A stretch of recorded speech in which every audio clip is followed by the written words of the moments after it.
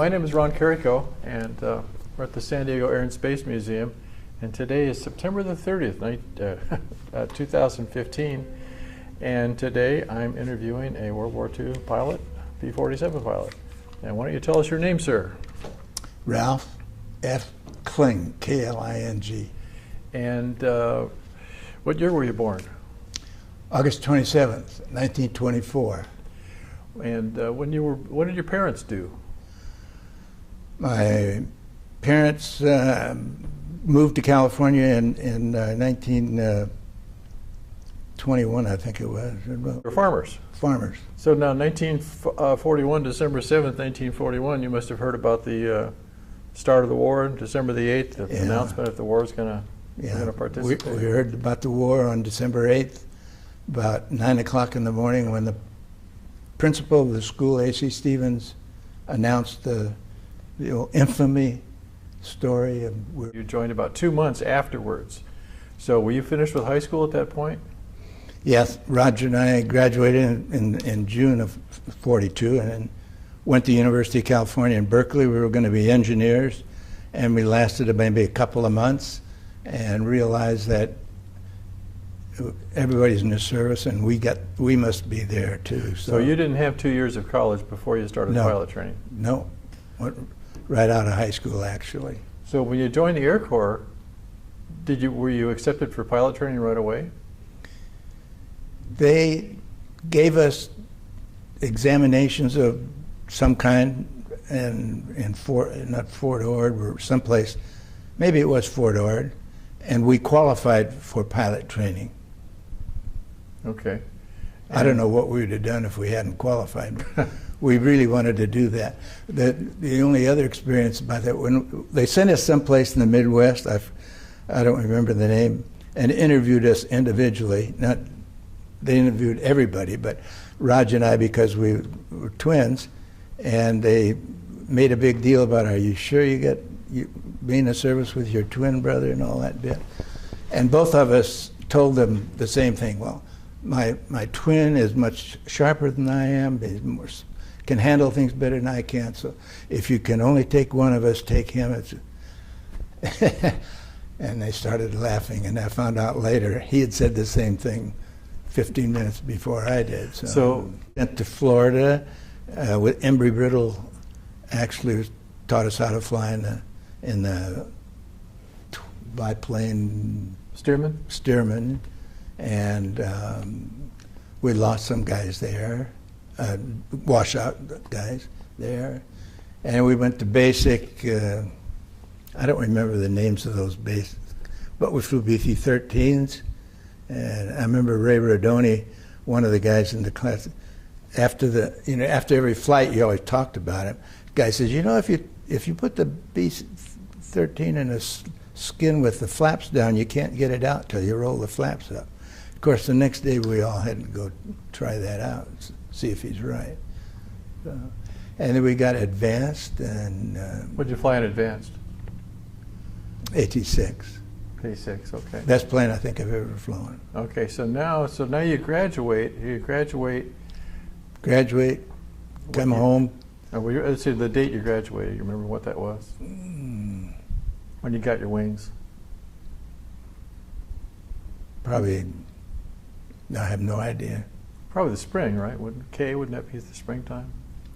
So now, why were you selected for, did you select P-47s or did they select you for P-47s? I think they selected us. You graduated together, right? Mm-hmm. So were there... And then we got sent in different places.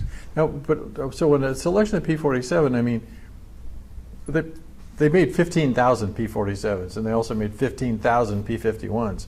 So what was the difference between getting a P-57 or P-51, P-47, or a bomber? Do you have any idea how they made the selection? I don't really know. Well, did your class actually? I know that we to a man wanted to go to fighters. Mm-hmm. And was there a differentiation? We had a few hours in a P-40. Right. And what was it like to go from flying a T-6 to something twice as big, the P-51, P-47 being such a huge airplane? it was so much fun. I really did enjoy that plane. Where did you train to fly the P-47? Perry, Florida. Perry, Florida. I think Perry was the capital of Florida at that time. How many hours? So, do you remember about when you graduated from that, from the P-47 school? Yeah, it'd be April 6th or April 5th, 1944. So, tell us about the characteristics of flying a P-47. I mean, you flew other airplanes, so tell me how it performed compared to other airplanes you flew.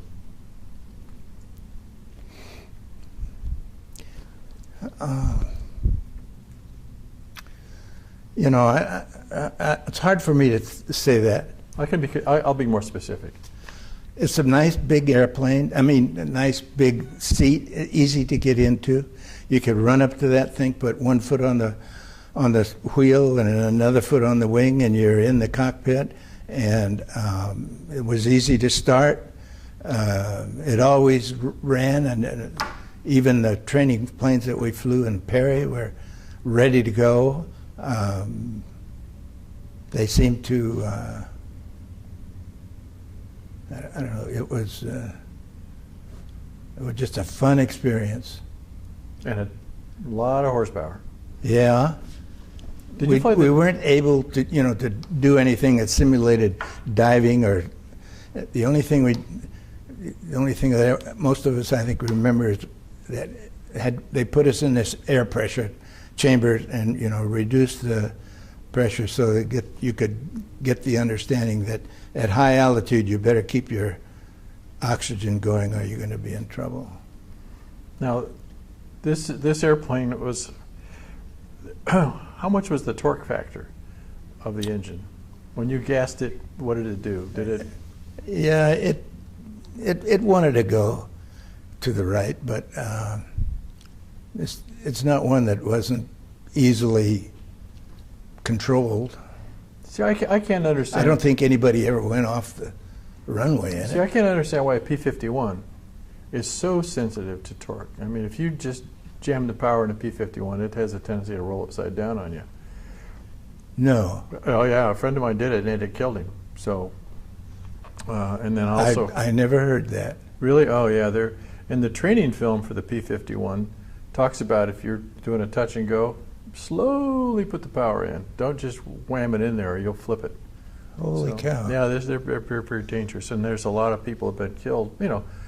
Rich doctor buys a P-51 and all of a sudden he's need medical attention himself. But the P-47 didn't seem to have that. Not at all. Yeah. I mean, it probably had some, but it was not a factor. So now, did you have any trouble with the compressibility factor, getting up to very, very high speeds? Well, of course, in training, we knew that you had to have oxygen to go high altitudes. But as far as compressibility,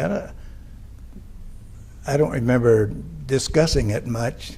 You know what I'm talking about, right? We went, but when we got assigned to our squadrons, and Maltby and I were together, but we went to different squadrons in the group, but we had a guy named Rocky Gauss who is quite a history of him, but he convinced Colonel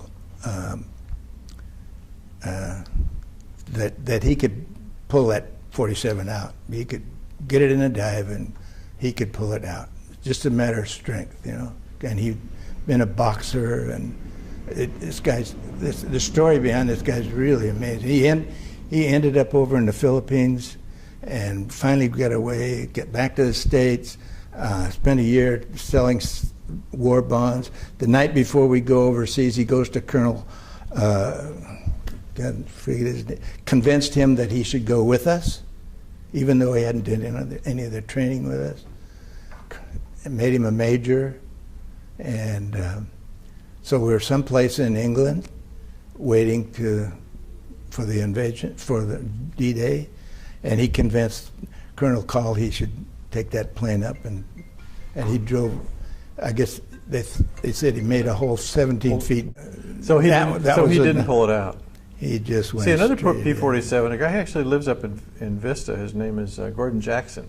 He flew him in Okinawa. He was really towards the end of the war, and he went up to a training base up in Maine or northern New York, and he said they trained him to, if you get into that, they basically going straight down, going damn near 500 miles an hour, just wait, and the atmosphere, as the atmosphere thickens up, it'll you can recover control because the airplane will slow down enough. So that's how they trained him in that base. Huh. So where did you actually go for the advanced training for the air-to-ground tactics for the P-47? Was that a different place? That was right there in Perry. Mm. And what did they do? I mean, you did dive bomb, strafe, and. See, I think we did both. They pulled a target for us. Oh, so you did some air-to-air too. And they put targets down on the coast someplace. Well, we were only 10 or 12 miles from the Gulf. And they put targets on the beaches, and we'd strafe the targets. And in Stalag Luft 3, Stalag 1 was in Barth, and this one was farther south. The thing I like about these three guys did our book recently, and each guy gets a page and a picture of his book, or a picture of his plane. Isn't that neat? Oh, this guy does such great work. He's done it for a couple of different units. You think so? You know him? Yeah. Yeah, we were trying to get him. We were trying to get our Barnes? Don Barnes? Yeah, we're trying to get him in our Hall of Fame thing? Our store, our little store downstairs. Well, this P-40's in there too. P-47 is in there as well. Did you fly the Razorback or the Bubble? I flew the Razorback. Well, let's show you my picture. There's Maltby. You know Maltby? Maltby's the guy that I met up in Paso Robles a few months ago. Nice. He was standing by a BT-13, and I said, "Oh, this is the one they call the vibrator, isn't it?" And I said, "Oh, did it really vibrate?" And he looked about the right age. He said, "Oh, yeah, sure did." And we started talking, and then he started talking about the unit he was in, and I realized that I'd read the book, this book here. Nice. So you guys were ground attack, not escorts? Right. Ugh. Right. We did one escort mission, and CO got so upset he said, "Don't give us any more of those." Did you ever see a book called Flying School Combat Hell? No. Have you ever heard of that? It's one of those published by the author kind of things. I don't think he made more than a few hundred of them. But he was, when the first P-47 showed up in Florence, when they hopped over the channel and started doing the close support, it's got to be somebody that you would know. I have the book at home. And what did he do? He was strictly ground attack, sometimes 10 missions a day where they'd take off, fly a few miles to the front, drop the bombs, and get back, get another load, and they did that all day long. Sounds like the 404th. Is that the Thunder Monsters? I don't know them that way. I think that's what they were called. Yeah. Either 366 was another outfit that I don't know if you. I got a picture here if you want to see it. Absolutely. They heard all this. What? Stecker came and joined us. Nice. Big time guy. Here's Maltby.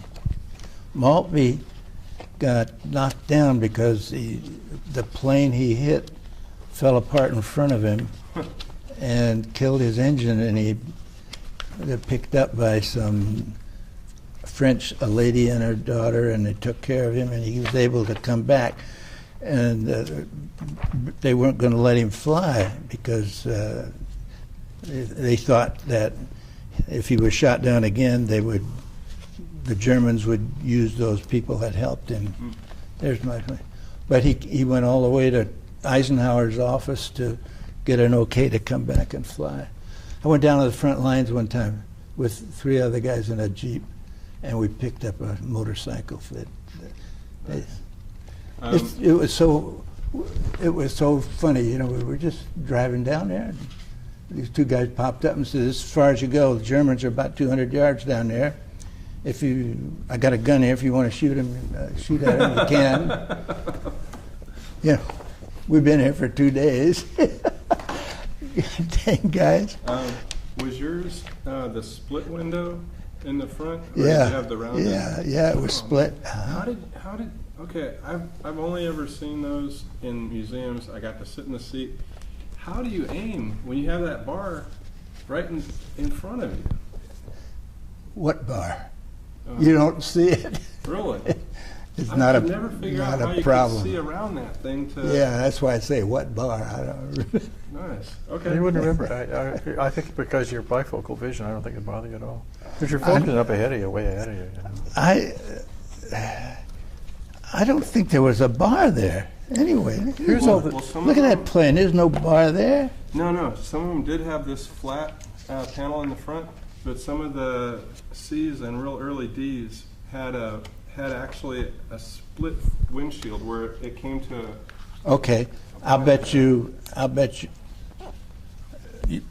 none of our planes had that. Okay, makes sense. They were all flat, and they were all flat because that's the way the gun camera was. You know, the gun camera was this little thing up there with shot a picture of a circle up there. Right. So on the thing that you're saying, it was flat. It was just like a circle. Okay, that makes sense. And you put the dot on whoever you wanted to hit and pull the trigger, and you I got think it. it was mostly on the C's and the real early D's, but yeah, I've seen that windshield, and there's one in the museum. Did you see a gun sight on that plane? No, it didn't have one. It's been restored to fly. That's, I think, why any plane that was going to shoot had to have a flat surface.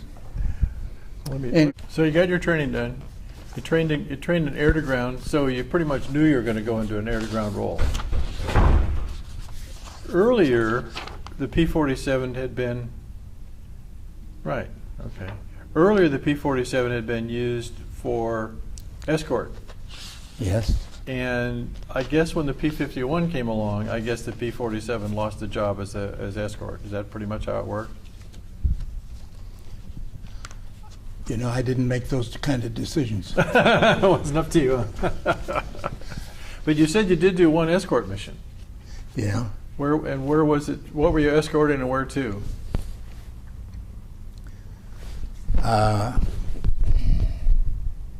We were bombing something in France, and I don't remember where.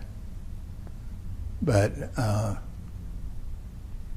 we took the bombers over to the bombing area, and they flew right through it, but didn't drop their bombs, and dropped them someplace else, and just to get rid of them, I guess, and left. And the CO says, "We're not going to do that anymore." So. Okay, so now That's the only bombing mission we were on.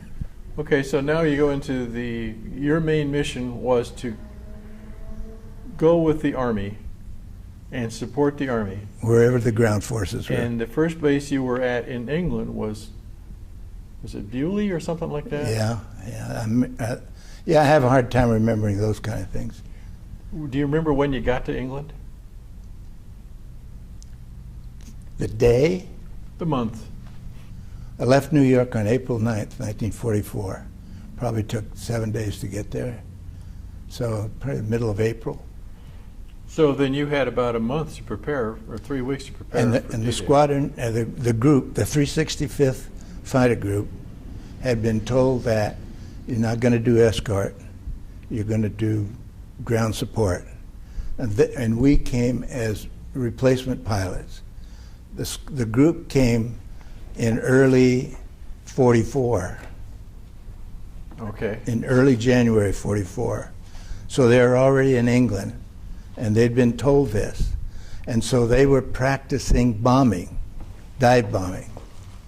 And they'd been told that you'd drop your bomb at 1,500 feet, at 350 miles an hour, when the target goes through your wing. And that's what we practiced. And we dropped bags of sand, I guess, and never an explosive. And then when I got there, we started to carry bombs. And we were bombing bridges and rail lines and things south end of France, so that the Germans, when we made the invasion, would have a hard time getting up to the invasion coast. Oh, I see. So you've sort of worked on the south end of France as kind of a diversion, thinking the Germans would think that that's where the landing was going to be. No, maybe that's true, but the reason that we're trying to get rid of the bridges and stuff so the Germans couldn't get their big pieces of equipment over the bridges. So do you remember about the date of your first mission across the water into France? Mm-mm. Flight of 4, I presume you always flights of 4? Flights of 4. Okay. Or 8 ships, or 12, or 14. So then after you carried one bomb or two? 2. We carried 2 1,000-pound bombs in a belly tank. It was a long way to go, too, so we needed the gasoline to get there and back, I guess. So you would drop your bombs, maybe strafe a little bit, and then come back? Mm-hmm.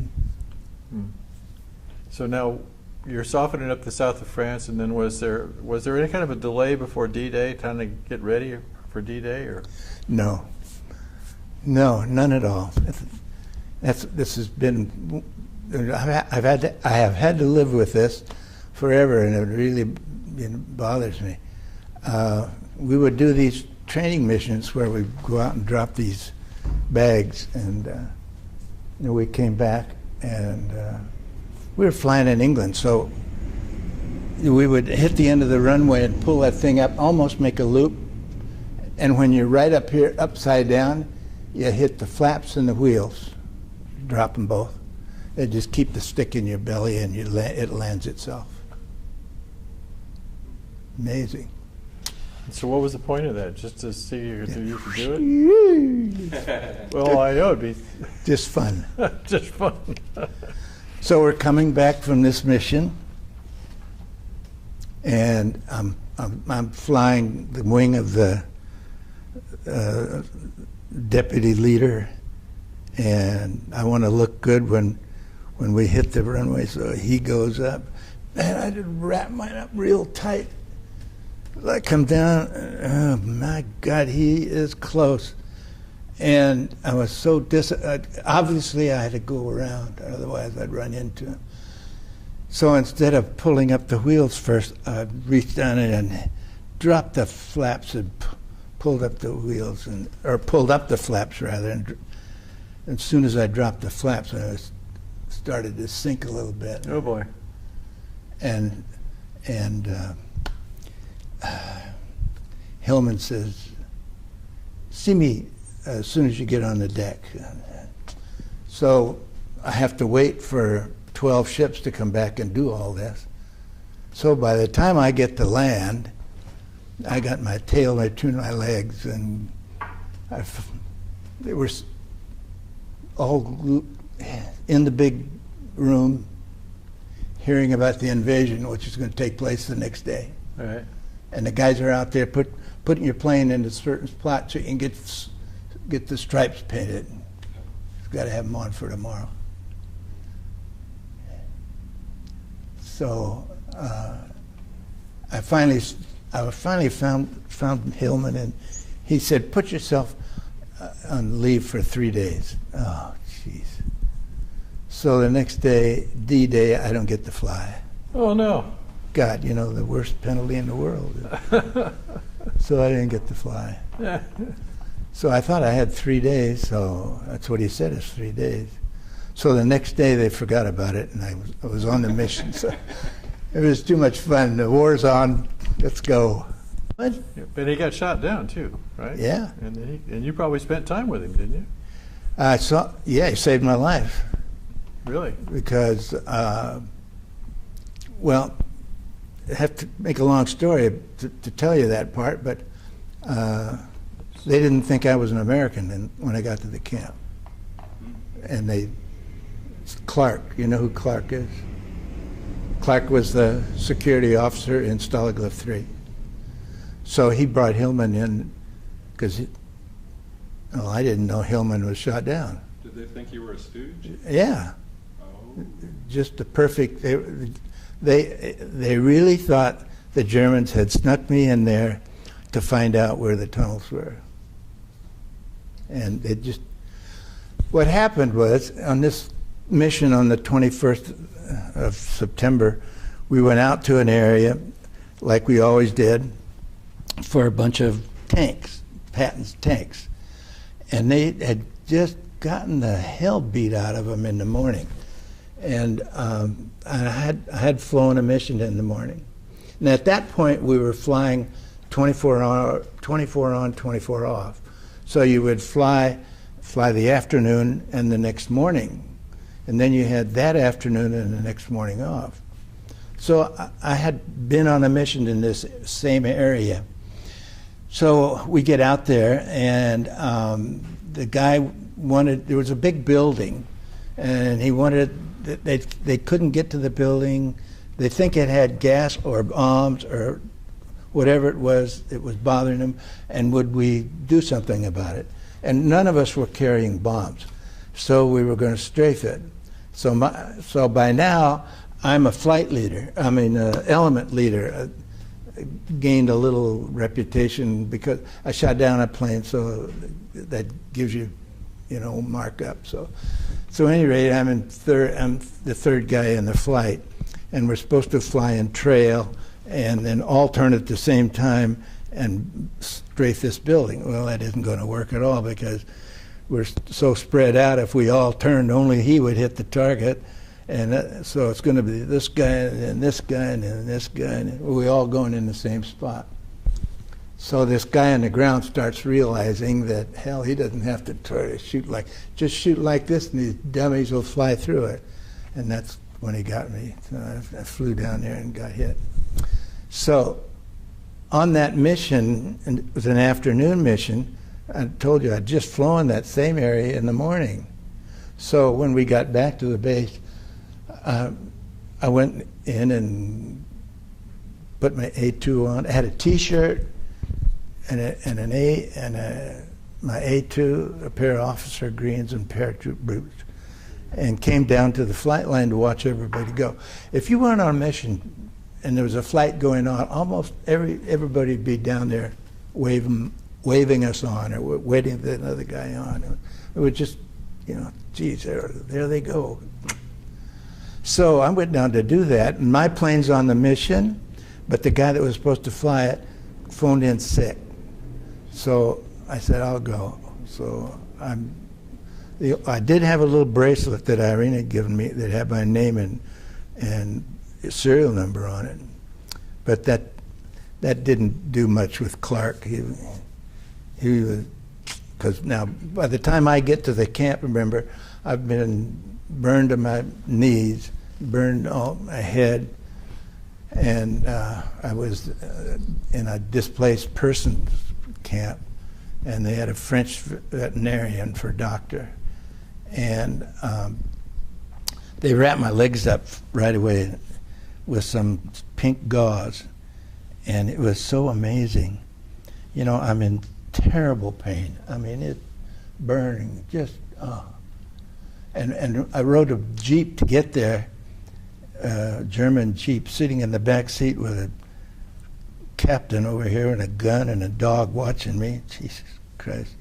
And driving along in the dark, and my face is on fire. And by the time I got there, I don't care what they would do about it. They wrapped that those legs up, and the pain just went away. It was so, phew. So let's, okay, The problem was that they didn't unwrap it for a couple of days. So when they wrapped off the next time, took all the new skin. God, it was in pain all over again. So I must have been 2 weeks at least with those guys. So when the Because airplane... if I'd stand up, the blood would, I'd make a puddle. Oh. The blood would just roll down my leg. So by the time you showed up at the camp, you didn't have a uniform. Your face didn't look like it should. Who in the hell are you? You know, no identification except this thing that he looks at and he says, "That's nice." Yeah. But Hillman, Hey, Hillman knew. who you with? So I tell him I'm 388th Squadron, 365th. And go sit in the corner. 12 guys came with me that day. A purge. Whenever a bunch of guys come to a camp, you call them a purge. So everybody else got assigned, hey, you go to room, this room, you go to that room. You come in the office and sit in the corner. So I had to go sit in the corner and wait for Hillman to come in. Hillman says, yeah, that's Kling, we'll keep him. So did Hillman had got shot down. He actually didn't get shot down. His plane quit on him, and then it started, and then it quit again. But eventually, he had to get out. He wasn't going to make it. So, and he wasn't across the line yet, so he got picked up when he bailed out. So he's in full uniform, you know. Son of a gun, he always wear his uniform when he flew. Good-looking guy. He's the smoothest pilot and the best pilot you ever saw. And he talked. That's a long story. Yeah. Okay, when you got shot down, basically, the thing was on fire. You pulled straight up, and then you climbed over the side. And it said in this book that you got out the right side of the airplane. Yeah. Well, now why the right side? It seems like that would blow you right into the tail.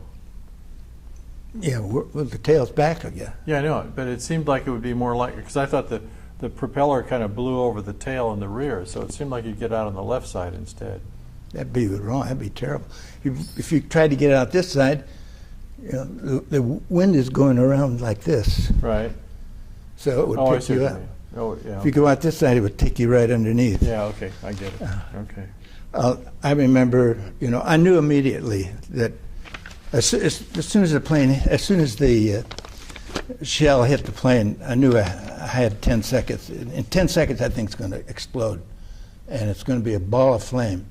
And I'd already seen that happen in a plane, so I knew that I had to go. I just hit the button, Elwood White 3 bailing out, and opened the canopy. And when I did that, the fire just overwhelmed me, and I managed to get out as far as my legs.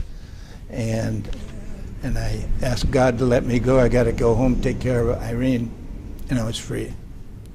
And immediately pulled the cord and looked up because somebody had bailed out the week before and he forgot to see his parachute. So I remembered to look up and see the chute and look down and hit the ground. So it was boom, boom. Wasn't damaged at all. It didn't hurt or anything, but and didn't realize I was burned for 15 minutes. Maybe I'm excited. And the way you got captured was? Well, I was on top of a hill, and there was a bunch of little haystacks, and I don't know why. I wore gauntlet gloves, and so my hands didn't get burned. And I took them off and chute and stuck it into this pile of hay or whatever it was, and started down the hill. Figured I got to get down to the foot of the hill, so I could hang out for the night, and hopefully those guys in the tank could start looking for me. But halfway down the hill, two guys stood up out of a trench, and they both just standing there with guns like that on me. So I just camarade and walked over there and went with them. We were in an area. The word you said was camarade, meaning friend, or? Yeah, camarade. Do you speak German, or? No, I don't German. So we were in what's that little country? In the borderline between Germany. Luxembourg. Luxembourg. It might have been Luxembourg. Whatever it was, the Germans had built this Siegfried line. You know what the Siegfried line was? One pillbox after another. So they took me to the pillbox, and we went down a couple of levels, and they gave me some Ersatz coffee and a Ersatz cigarette, and they were nice to me. And I'm still not hurting. Then after we'd been there a while, it's still light. We all got out and walked. And we walked single file, and we walked someplace. And at one point, we walked by a big crater, probably one we'd made. And I thought we stopped, and everybody got up edge of the crater, and I thought, sure, that's it. But instead, everybody peed. It's amazing, you know. So then we get back in the road and go down a little bit, and a German captain comes in a German Jeep, and he's in the back seat with his dog and his gun, and I'm sitting there, and away we took off, and I'm starting to feel bad. So we talked about that already. So the longest ride in the world. So now, I mean, I realize you weren't running the whole campaign, but apparently this was a point where the tactics we still use today for air-to-ground communication and tactical warfare. You were talking to people on the ground quite often. You bet. And who would? Well, not everybody, not every pilot. Just the lead. Certain pilots were assigned that responsibility. Usually, it was the second plane. Really? So did there? So the guys on the ground had the same VHF radios that you guys had, same frequency. So everybody in the flight could hear the conversation then. Mm-hmm. And then how did the guy on the ground identify the target? Did he put smokes out there, or? I don't know. He just described what it was or where it was. It's north of here, or you see the river. There's a building or something. I don't know. Just what kind of speed? It's just like he was on your wing. It was just like he's sitting on that wing, right, talking to you. So when you took off, you knew that you were going to be talking to somebody at a certain spot, and so you'd fly to that general area. Then you'd make radio contact with. Yeah, that's true. We were. Our mission was to a certain area that was called for help. How many hours do you think you had in the P-47 before you were shot down? I don't know how to figure hours, estimation. But you'd fly 1, 2, 3, 4 times a day sometimes? 2 a day. 2 a day. And now you said you shot somebody down. How did that happen? We had a guy, I forget his name, God dang. I ought to look him up in the book here. I can find it for you if you want. Colonel, big-time colonel. You go ahead and talk. I'll find his name. So he led the mission, and for some reason or other, I got to fly his wing, and I felt pretty good about that because he's a pretty good pilot. Eventually, he was a representative in Congress. Was his name Coffee? Bob Coffee? Coffee. Got killed in a jet in Reno. At any rate, we're flying along at least 12 ships on that mission. And I look down there, and there's a bunch of British Hurricanes or Spitfires flying around, just screwing around down there. So I call him in. Bogey's at 3 o'clock low. And he says, check them out. Well, it was pretty well understood. You just didn't go by yourself.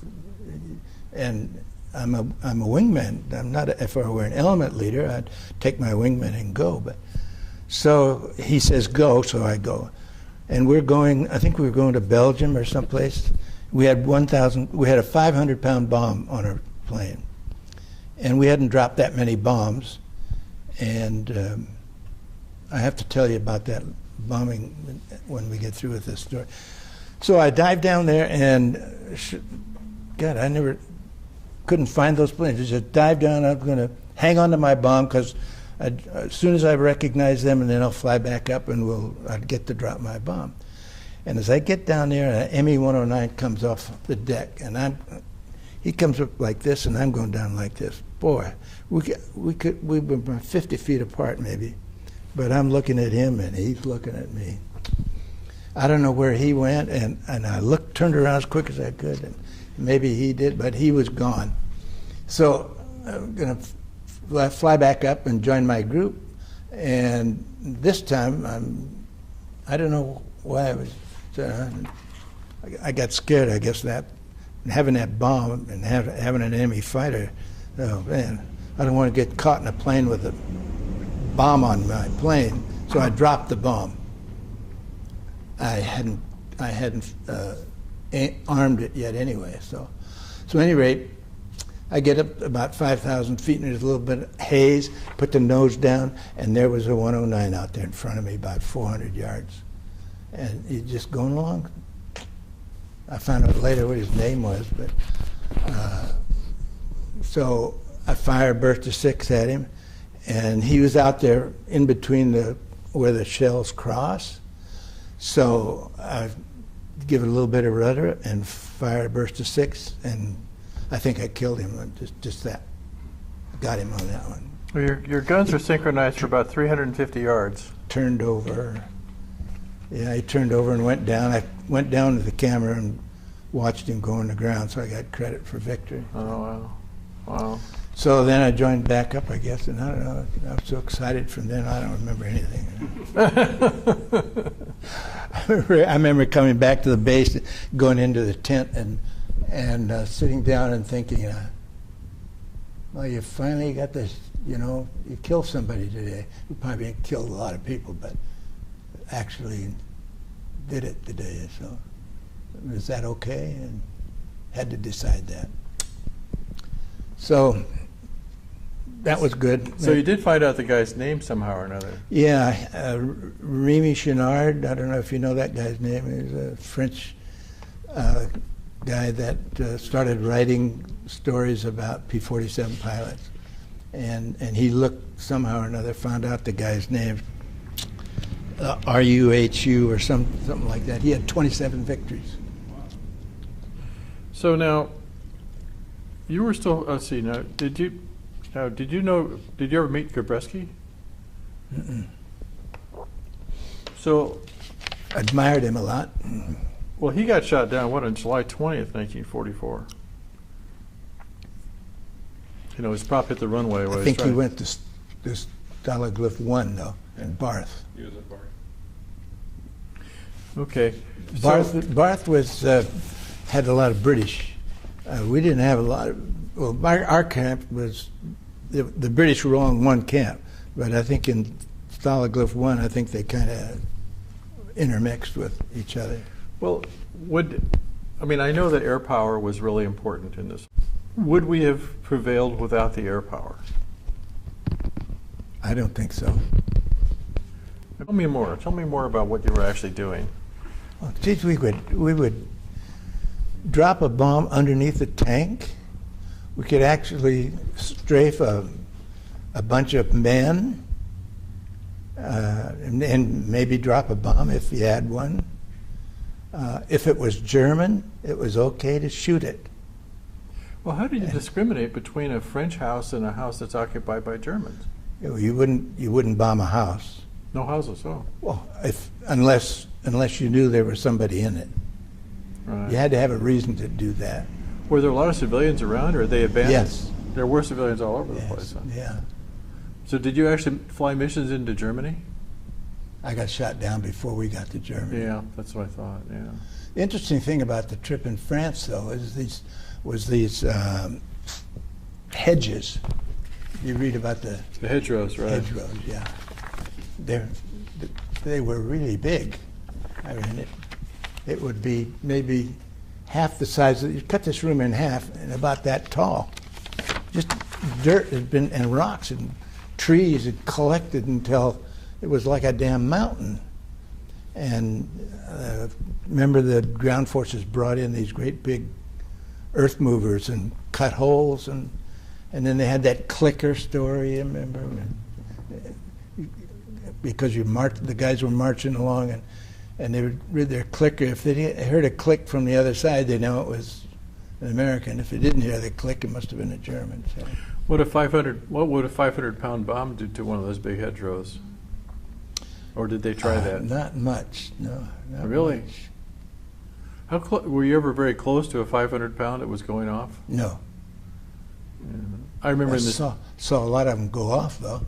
Yeah, but you couldn't hear them from the air. Yeah. Well, I remember reading this book I'm holding here about Hillman.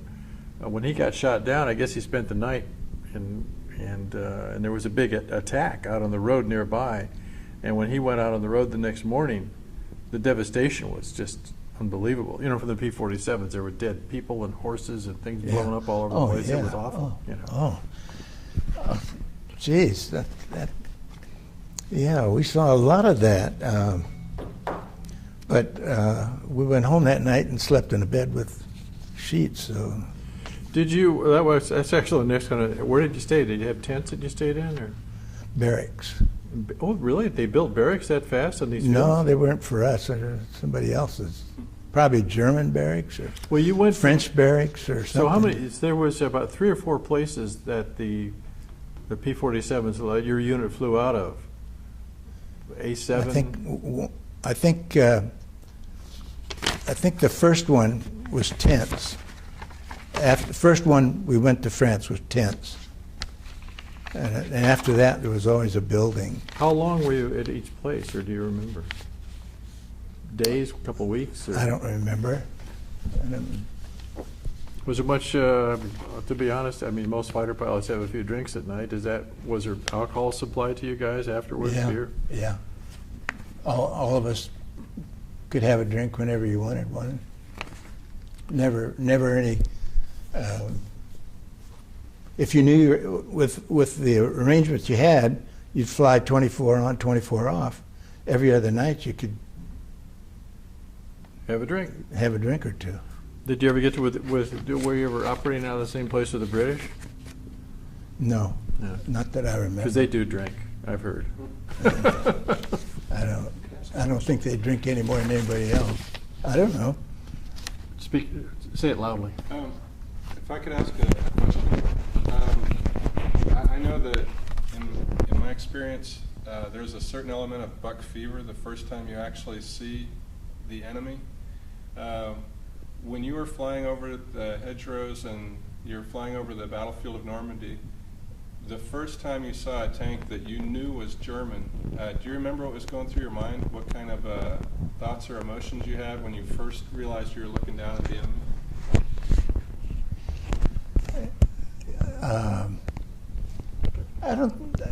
To me it was, well, this is what I came for. Oh, we're finally here. Let's get him. It's about the same, if I hit a home run, I feel, gee, that's great. Now I'm finally here. We're going to do something worthwhile. When you fired all 8 machine guns at a time, could you actually feel the airplane decelerate? 20 miles an hour. Really? So you would roll in doing 400, 350, something like that, and well, we never would fire more than fire a burst of 6. The only when time you say 6, you mean 6 seconds. Yeah, fire a burst of 6. You pull a trigger, and say as you pull the trigger, fire a burst of 6. Whatever that 6 seconds or whatever it is the length of time that you should shoot your guns. Several pounds of lead. If you're like I'm shooting that German down, I burned out at least 2 barrels on that one. Right. Because I wanted to make. He was in between the shells, and I didn't have time to move it. I can't wait. Can't be firing guns and moving them. You'd probably burn out the barrels before you could. So you fire a burst of 6 and then change, and then fire a burst of 6. So show the camera what you're doing with your hands. Your guns were set for about 350 yards to converge. Right.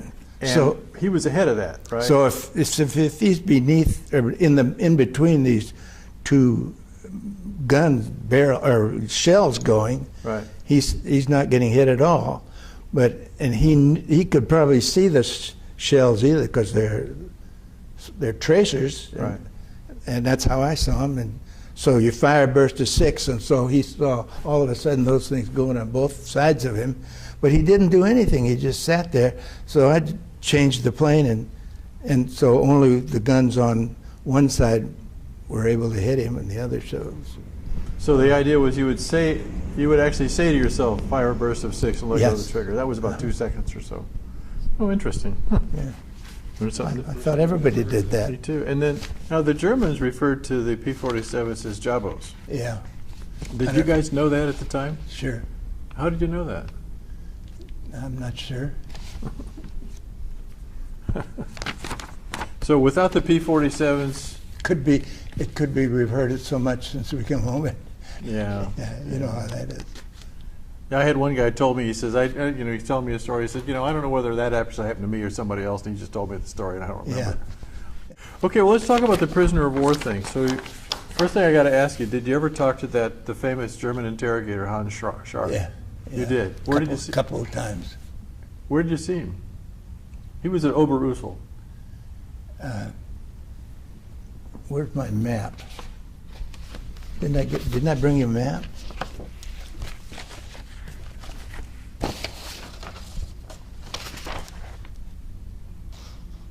Stalag Luft, Wetzlar.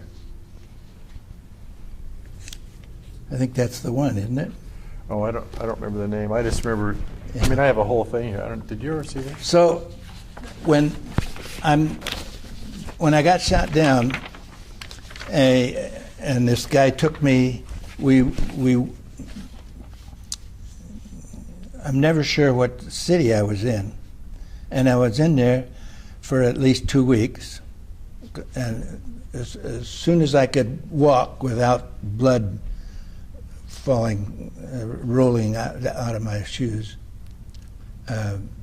we went for a German guard, and I went for a train ride 2-3 times and went to this Wetzlar place, where I went to a formal camp and was put in a prison cell that I don't have any recollection of what it was like, and got to meet this guy that's supposed to be this famous interrogator, and I've heard so many stories about him, and all the guys, almost everybody in camp knew who he was or had some story to tell Really? about him. But to me, he was he knew already. He knew already I was a P-47 pilot, and I don't remember that he knew who I was with, but I still smelled so bad, burnt hair and burnt skin. It really is a terrible odor. And you can, when I walked in, you could see right away, yeah, who the hell, what's this dirty slop? He's stinking up the place. He didn't want to fiddle around with me. I mean, he wanted to get rid of me. And so he just rattled off the same old stuff that we were told we'd hear, that he knew all about you, and he knew you were a 47 pilot, and he I don't remember if he knew who I was with. He just told me the war's over pretty soon. Germany's doing really well, and Germany's doing well. yeah. Boy, he was misinformed, wasn't he? Oh, yeah. And I don't remember. Got to remember in '91 here. I have a hard time remembering all those incidents. And You said you met him twice. So what was yeah, that the second time? I got sent back to the room, and I think it was maybe you better go back and think about it, and I'll talk to you later or something like that. But I complained about the room and whatever it was, but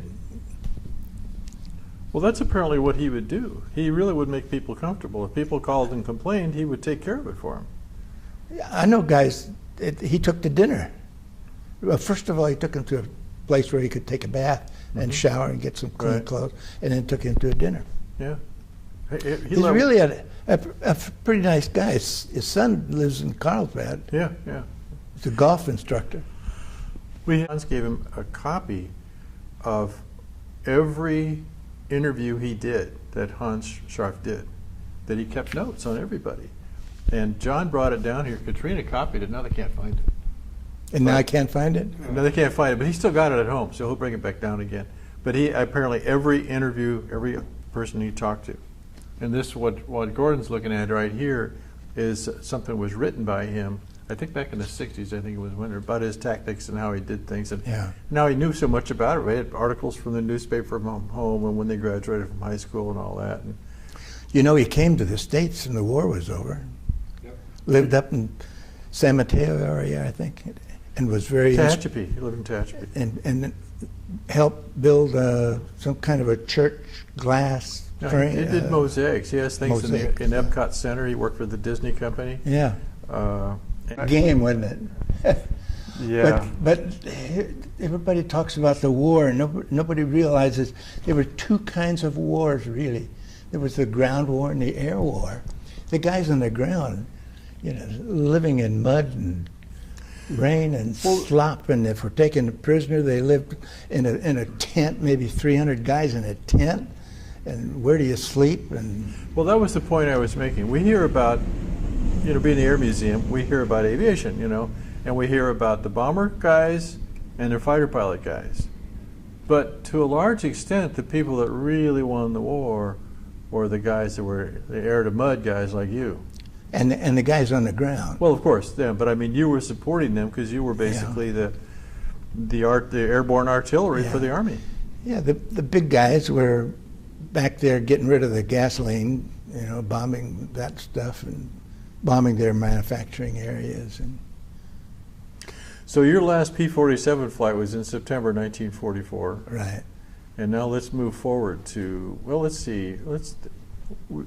Before we had the camera on, we talked about the march. Mm-hmm. Now, that was around January 1st, 45, wasn't it? January 29th, 1945. And what was the reason? Eventually, when Hillman said Kling will keep him, I get sent to this room, and now I'm a first lieutenant, remember? Shot down that plane, and boy, I get promoted. So I'm the highest ranking officer in the room. There was two bomber pilot crews in the room, officers. Everybody in the camp was an officer. Same way with Stalag Luft 1. All airmen. But that meant pilot, bombardier, navigator, and bombardier. The gunners didn't make it. They were off someplace else. So we had pretty good treatment. We got a Red Cross parcel once a week, and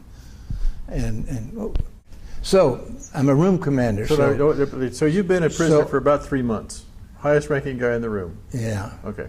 So we have this meeting of all room commanders, and Clark is leading the mission, and he says, it's apparent, and you all know it because you get the news every day, and if you're in your room in the room where I was, at 11 o'clock every day, somebody rapped on the door and said, soup's on. And if no German was around, you opened the door, the guy stepped in, and he read the news. It were BBC News. He had memorized it someplace, and he went to all the rooms that way. So we knew what the hell was going on. And we had maps on the wall, like everybody used to keep a map with a string where the front lines were. We always were what the Germans said, but we knew what really happened. So we had two stories all the time. So at any rate, that was, we get called in, and he says, the Russians are moving 200 miles a day. They're just coming across, and if they keep that up, we're going to get liberated here within a week or two. So be prepared for some kind of action. And we don't know if Hitler's going to hold us as hostages or shoot us. And don't forget, they shot 50 guys because for no damn good reason. Escape, right, yeah. Huh? Because of the escape. Yeah, but Did you know that at the time? They could kill us. So How many guys were in the camp at that time? Any idea? 2,000. Okay. There's 5 camps of 2,000. We're talking about 10,000 people. Right. But my 2,000 South Compound, he says, either one of 3 things are going to happen. The Russians are going to liberate us, and when the bugle blows, you're to take. He gave me a can with some dye or something in it and cardboard. He said, dump water in the can and open your shutters. I had two windows in our room, so I had 4 shutters, and he had written these 4 letters out, and I would write those 4 letters on those shutters and then put it out. Our barracks was evidently the first ones where they would see when they were coming in, and we told the Russians something like we were Americans, Tovarich, or somebody told me it spells Tovarich, which means Americans or something. At any rate, if that's what you do if the Russians liberate us. Second, the other one is if they shoot us, they're going to pull in the machine guns and just open up on us. And they counted us twice a day and line up 5 deep in your barracks out in the field. And they iron swipe you, count you, and send you back to your room. And people would screw up, like a bunch of kids. And then they'd just send you back to the room and call you out again, or else leave you standing out there for a while. So we knew they could get us out there, and if we screwed up like that, they would just say, hold it, or something. They'd bring in 2 trucks, back the truck, turn the trucks around, open the back, and there'd be 2 machine guns in each one. And so then we counted pretty well, really lined up. So we knew they could bring them in there. And Clark says, if that happens, we have 50 guys who had some training someplace, as paratroopers or whatever, and they are going to do the rush. They'll rush for those guys. We probably will lose some, and maybe some of us will be able to get away. So that's number 2. Number 3 thing that might happen is Hitler is going to save us for some kind of bargaining rights, save his life or something. If that's the case, they're going to march us all someplace. Guys up in Barth marched, some of those guys marched for 55 days. It's terrible. So if it's a march, you better be prepared for food, because they're not going to come out on the sidelines or on the side of the road and offer you any food. Nobody's going to have any food. So I told everybody, I ended up with a cigar box full of a whole bunch of junk that I'd put in a pan and heated up, and so it was a big black gob of hard stuff. So you'd break off a chunk and put it in your mouth, and it just suck on it until it was gone. So, at any rate, I don't know how long it was, maybe 2, maybe 3 weeks. We'd been cut down from a parcel a week to half a parcel a week, and then we'd cut down to half a parcel every other week. So we knew the Germans were in trouble, and we knew it was going to happen, but we didn't think it was going to happen at 10:30 at night. And 2 feet of snow on the ground, but there it came. So we had to load up, and we went out on the road, and God, I couldn't believe we were going to do that. And I can't believe this. I bet the Americans are right around the corner.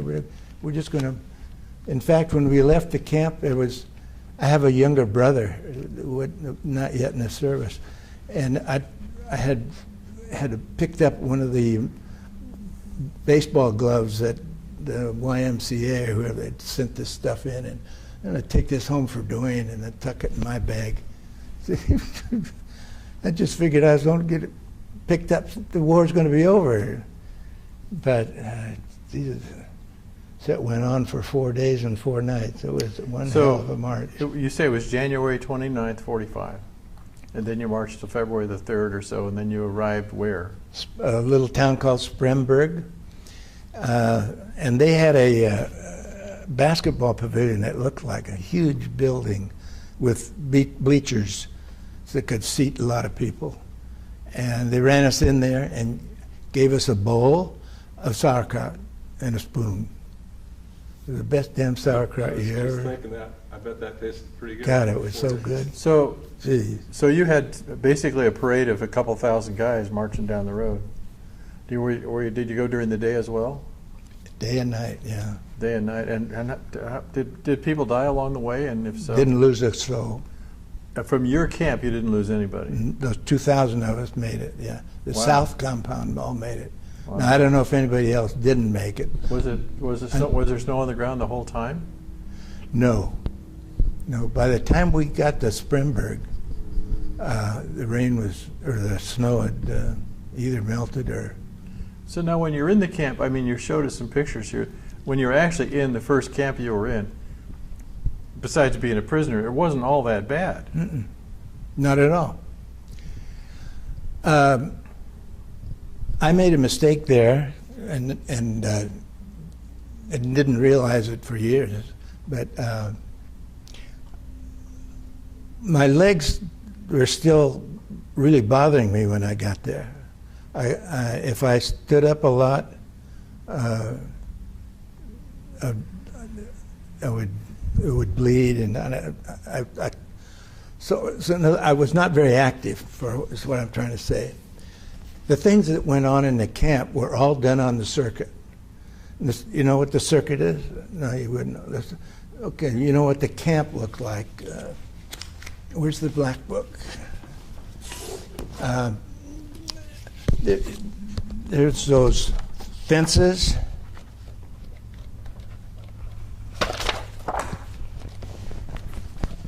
You know, there was this fence that was all around the camp, and then about 20 feet away from there was another line like this, and it was about 18 inches off the ground, and that's where you walk the circuit. Oh, I see. Just for exercise? Just for exercise, and to talk. Anything you wanted to talk about where you were doing something you didn't want the Germans to know you were doing. All of this secret kind of stuff went on in the circuit. And I didn't do that because I didn't realize that was happening. So I just stayed in my room, or we had a library, so I read a couple of books, and So you were in the camp for about 3 months. About 3 months. Yeah. So then you walk, and now the next camp was different, though. So the next camp, geez. Well, now you've got after this deal in Spremberg where they gave us this, the next morning, or maybe it was later in that day, I don't remember. I think it was later that day. They loaded us into boxcars. And I mean, we were standing elbows to assholes. Mm-hmm. You couldn't move. And thank goodness there were 3 cars. And our car was slats, so they had a little opening in between, so a little air could go through, so we could stand each other. They let us out once a day to go to the bathroom. And I don't know how much of these stories you're interested in, but I have to go to the bathroom. I like a little privacy. Well, shoot, they open the door and there's 250 guys here, and we're all So I went as far down the hill here as they would let you go, a nice greasy hill, grassy hill, and a fence down below, so they were keeping their eye on us so we make sure we didn't take off. So I went down as far as I could, did my thing, got my pants back up, turned around. It was a mistake because all those other guys were doing their thing between me and the Oh, no. yeah. So we did this, 3 or 4 days, I guess. So I didn't go so far down after that. So where were you going in the train? We didn't know, but we ended up going to Moosberg. Moosberg had been a prisoner of war camp for 100 years, I guess, before us. How many people were there? Well, in the place where they dropped us off, there was nobody there. There was a fence. And the fence, you know, I lived on a farm of 40 acres, so I know what 40 acres looks like. And I think that thing was maybe somewhere between 25 and 35, maybe. And they had a couple of buildings, and they had someplace they had a faucet, a water tap come up so you could turn water on and off, and that's all they had. Was it mostly an open compound for everybody then? Yeah, it was just, so they just drove us in there. There you were. And I don't. And it's February and it's we cold. just slept out, slept on the ground, and But it's February. It's cold, right? the sun was out. It wasn't bad. The weather wasn't bad at all. Hmm. You know, that was not a hardship. We But did that but they fed you, right? a little, a very little. So now February the 29th rolls around, or April Yeah. 29th, I guess. Yeah. And that's when the Americans came in, right? Well, they ran out of food, and we ran out of food, but of the stuff we carried. We ran out probably by the end of February, and so all of March was we were eating grass and anything. Kohlrabies was some kind of a vegetable that people raised there, but nobody ever ate it. It's kind of like a turnip, I think. So every once in a while you'd get a kohlrabi. But we were starving. And in April, we weren't going to make it. It's obvious. And evidently Patton found out about it, and he got an okay to bring food in. And he got no, this is after the Germans had surrendered then? I don't know if there was any Germans around or not, but there was. Well, I was told by a guy named Dick Kenny, that he said you were not allowed to leave. We what? You weren't allowed to leave the camp after the. Yeah, they wanted to stay in the camp. Stay in the camp. Don't leave the camp. And Dick Kenny didn't do that. He escaped. Yeah.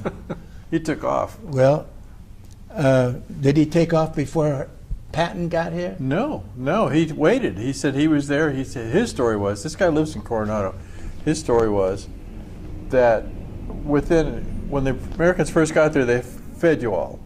And then a week later, everybody's starving again. And Yeah. he said guys were screaming things like, Yeah. bring back the Krauts, at least they fed us. Yeah, yeah. But then he escaped. He put on an army uniform and he walked all the way to Camp Cigarette back over in France. Well, what happened Lucky was. Strike, I should say. What happened for me is that Bob Baker, my wingman, had got shot down shortly after I did and ended up in the West Camp. But I found him at Moosberg, and it was obvious that the war was wrapping down. And I told him, he and I found out that the squadron was at Castle. And so I told him, let's see if we can jump the hell out of here and hitchhike up there to Castle. And he took me a day to talk him into it, but we did. We jumped the fence and we hitchhiked to Castle. And So you escaped as well. yeah, we left the hell. So we then, okay, we so- were good enough shape, and we didn't have any food. Where's Castle? You mean Kassel? Yeah, okay. Yeah, it's probably on the map someplace. Yeah, okay. At any rate, there they were, and I was so excited. Maltby, where's Maltby? I get Maltby. He says, "What do you want?" I said, "I want to get in the air, for God's sakes. Can I get in the cockpit of a 47? You get on my lap and take off, just fly around a little bit. Let me just get in the air." Okay, so I get in the cockpit, sit down. He gets on top of me. We go out to take off, and you have to check with the tower. And Hill comes on the thing. Hey, Maltby, is Kling with you? Yeah. Okay, well, you can't take him for a ride. Got to bring him back. That really ticked me off. So I told Baker, to heck with this. Let's go. So everybody's going to. Where are we? We're all going down to where the ships are. La Havre? Or Cherbourg? Yeah, not Cherbourg, but the little town there on the coast. And well, so anyway, after you so we did.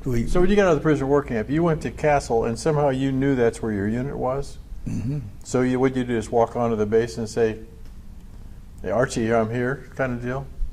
Yeah, situations in Europe was pretty loose at this time. I'll bet.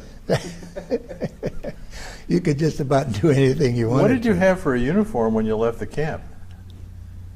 A shirt and pants and a beat-up jacket or something. And German stuff or American stuff? Probably American stuff that YMCA had sent in. Oh, really? So, and what did you have for ID? I didn't have any ID. Nothing, huh? Didn't the Germans give you some sort of ID card or anything? Yeah, some people, a lot of guys, I think, I had the little metal thing. Yeah, Kenny said he had that. He had it. And when he got to Camp Lucky Strike, nobody would believe him because he'd been shot down in 42 until he finally ran into somebody he knew. You know, well, what are you doing here? And then how did you get back to, well, okay, so... Well, so they wouldn't let us fly, so... that doesn't seem very fair. I mean, they're going to throw the airplanes away anyway. There's a lot of airfields in Europe at that time, and there was some, and I think Schaeff was in charge of all that, and they operated out of Paris. And we knew Paris because we'd been to Paris. Schaeff stands for Supreme Headquarters... Allied Expeditionary Force. So we caught the courier plane, and we landed in Paris. I think it was May 8th. I think it's Liberation Day or something.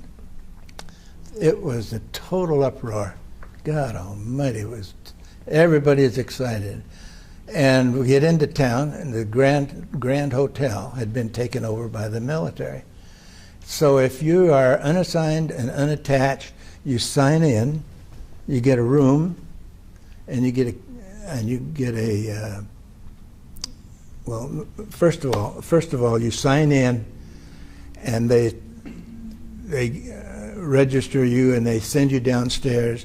You take off all your clothes, and you walk into the shower, and out the other side they give you a brand new uniform. It's all GI stuff. And you go back up, and you get your key to your room. You get $80. And you get a ticket on the train to go to Le Havre the next day. So we did that and got our money and went down to, rode the metro down to Pigalle and watched the pretty girls and on their horses and stuff. And we got through, we went back to the hotel, checked in, and went to bed and got up and missed the train. So the next day we went downstairs, had a shower, got a new uniform, went upstairs and got $80 and went down to Pigalle. We did that for about a week. $80 would go a long way, wouldn't it? Yeah, we didn't have to pay for anything anyway. Yeah. When you got to Le Havre, did you have to ride a ship back over to England? Mm-hmm. Oh. So, well, we finally decided. They started to recognize us in the hotel. So maybe we ought to go to Le Havre. And so we got the train, went to Le Havre. We got to Le Havre, and its weather's not very good. And there must have been 50 or 60 of us. And they put us in a big truck. They had one of these big trucks with a high sides, and there was a canvas in there, so that on the way out to the Camp Lucky Strike, we rolled the canvas up there so we wouldn't get wet. We got out to this mountain, and you could look down there and see Camp Lucky Strike. There must have been at least 250,000 guys waiting for a boat. Wow. So we rolled up on the canvas, went back to town in the truck, caught the train back to Paris, and spent another week in Paris. So then finally we just went down to Le Havre and went over and lived in one of those tents. We didn't wait a few days, and we caught some boat going back to the States, and that was it. Well, didn't your unit kind of come home all together? I mean, I I don't know. read this. I hadn't seen the unit for some time. Well, how did you ever find Maltby? I can't believe you. He was at the squadron when we went to the base. Oh, how'd you know where the squadron was? I don't know how we knew that. Now, people have asked me that all the time. I don't have any idea. POWs knew so damn many things about what was going on, and somebody could tell you. They knew somebody just. Maybe I just met somebody got shot down or something, and they knew where the 360. Oh yeah, sure. The rumor mill was probably pretty active. Yeah, we didn't have cell phones or anything, but we just talk. So you got out of Germany right away. You were. Yeah, we weren't there. I don't think we were there 2 or 3 days is all. We got a boat. I don't know that we were priority. As you were traveling up to Kassel, I wonder how the heck they figured out who got to get on the boat first. But we sure didn't wait long. I got to tell you what Dick Kinney said. He's really funny. He's like 97 years old. He's really funny though. He said it made him so damn mad that he had to come home in a German boat. Yeah, he walked all the way from Moosberg, all the way back to Camp Lucky Strike. Walked the whole way. It took 2 weeks. He had nothing. Walked all the way from the POW camp. Moosberg. Yeah, I think it was Moosberg. He walked all the way. He escaped. And he said they weren't feeding him. He said, "The heck with this." So he borrowed some uniform and he got out of the place. And he went all the way to Camp Lucky Strike. Yep, walked all the way. I bet he didn't. I bet he rode it just like us. There's trucks going. You could hitchhike. I said, "Well, where'd you stay?" He said, "I could just knock on the door, and the Germans or French just let you in. Yeah. They kick a kid out of bed and let me sleep, feed me, and off we'd go." It was. You can't imagine what a mess it was. Oh, I imagine. Yeah, but didn't some of the Germans actually help direct traffic and all that? The officers were. I mean, when the war was over, I'm sure the Germans were tickled pink to have it over with. Yeah, nobody was mad at anybody. War was over, and nobody was mad at anybody. There's no reason to be mad at them, Yeah, I guess. There was hardly enough food for anybody. And you ever read any books about what Germany was like after the war? Well, I'm always interested in that. Always interested in that. But what happened? So when you were on the road going up to Kassel, did you go by truck or I guess? Yeah, we'd hitchhike. It would be a truck or a tank or a vehicle that would move. So as you went along, was there just devastation everywhere from the bombers and everything else? Yeah, the world looked like turned upside down. Really? And I guess you got back up there before everybody started coming from the east because they had just had hundreds of thousands of people coming back. Yeah. It was a mess. I got a book called German Boy. Maybe if you're interested in it, but it's just one kid who made it. And it's just so interesting that I wouldn't tell you the end of it but I'll get it to you somehow. No, I've read enough about all this stuff. What about, now when you get back to the United States, you came home on a boat, right? Do you remember the name of the ship? You come home to the United States. Now, was there something you had to do I mean, I know there were points involved in getting out, or did they say thanks a lot and let you go? I just went home. Somebody must have said, okay. You're done. Yeah. And you didn't get called up for Korea. Well, I wanted to stay in the service. I wanted to. They were still flying in Korea, and I thought maybe we could get to Korea. So Maltby and I signed up for that. So we were reservists. There's no reserve unit doing anything in our area. So we met once a month with about 10 or 12 guys. So we met for 15 years. Where?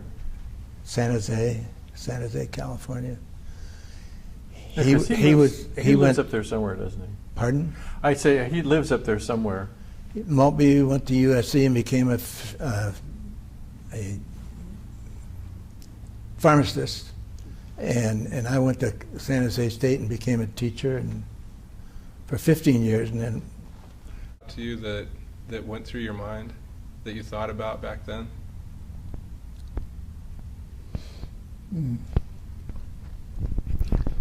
No.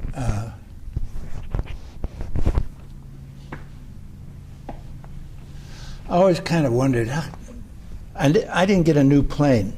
I always got the old Razorback, and everybody else was getting new planes, and I was kind of wondering if I was ever going to get one. Of course, I never did, but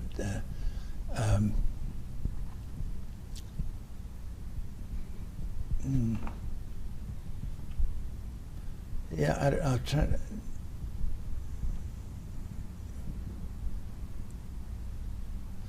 I always felt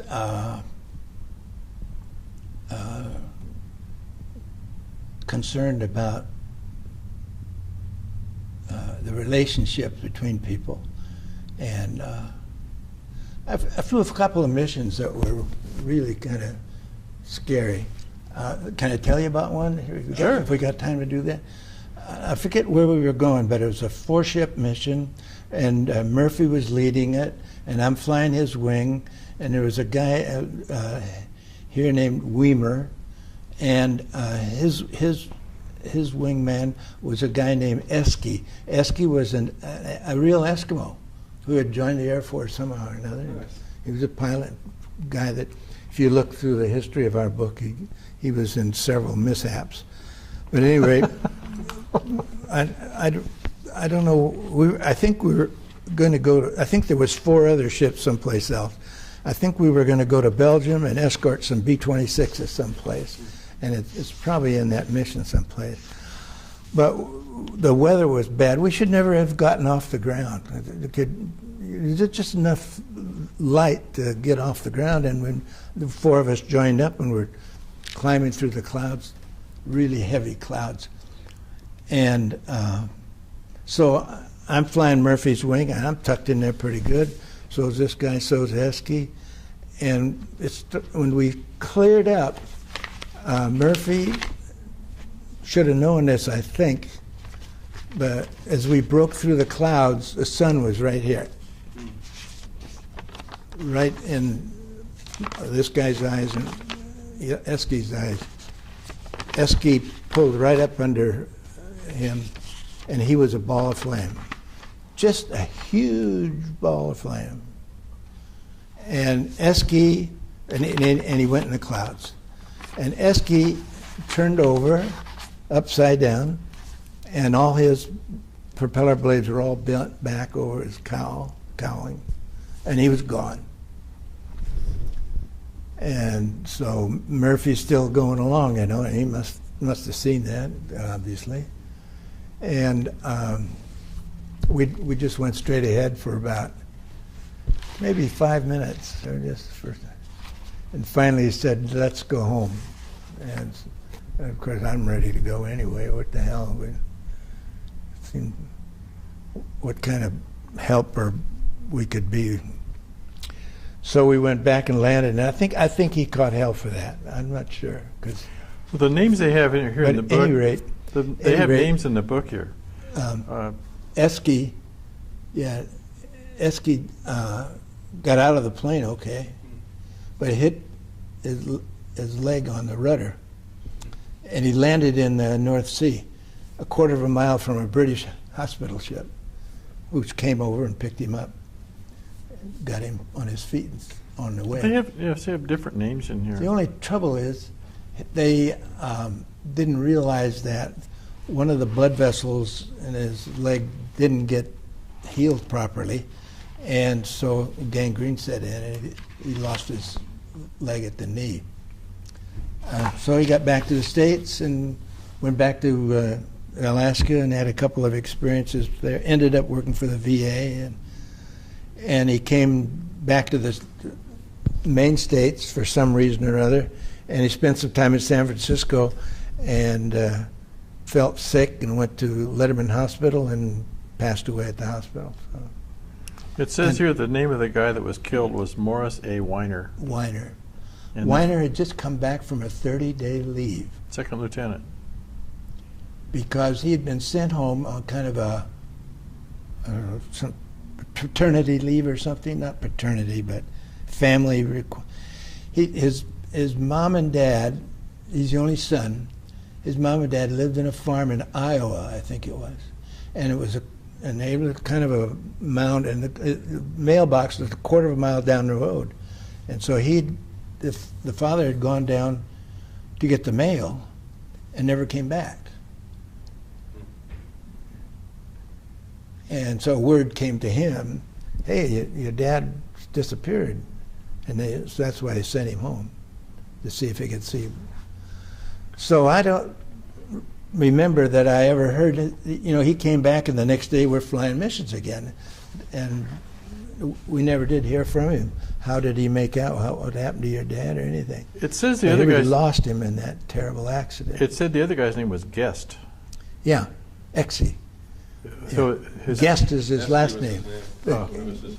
G-U-E-S-T. Yeah. Like you're my guest. So, I forget what his first name was. What I couldn't understand when I read it was, we always had a standard procedure. If you lost sight, in European weather, the clouds can be so dense that you would actually overlap wingtips, and your wingtip would be like that far away from a canopy, Yeah. But if you lost sight, I can tell you, that's what I was tucked into him. Yeah, but then you would turn away 15 degrees and level off, or whatever you happen to do, so you'd get separation. So apparently this time they didn't do it, because there was a mention here, it was like, well, you could just feel where the guy is. Well, that's complete bunk. You can't feel where somebody's flying, so you have an escape procedure, and apparently they didn't follow that. Apparently Weiner was 3 and Guest was 4 in the flight, right. And you were 2. Right. Yeah, okay. I thought I explained it that way. Yeah. Yeah, you did, yeah. Yeah, right there, and the sun, I'm sure, got in Weimer's eyes and must have gotten into Esky's or Guest, because he pulled up right underneath of him. Yeah. So you called him Esky because of being an Eskimo? Yeah, it's his nickname. Yeah, it does, because it doesn't say it's his name in here. It has a different name. It doesn't use a nickname. Did you have a nickname? No. I don't know. Never had one. Lieutenant. Yeah. Wow. Yeah. Well, it's a real pleasure to meet you and hear your stories. Thanks for making the time to come in. Yeah, but I'd like people to know that the prisoner of war camps were different. Remember, there's Wehrmacht camps where things were really bad, and the Air Force camps were, nice stories, big escape, rah, rah, Did you know right away about the escape when it happened? The next day or anything like that? Or escape happened before I left the States. The escape happened in March of '44. I didn't leave New York until April 9th, 1944. So, okay. And they're big escapes, so... Okay.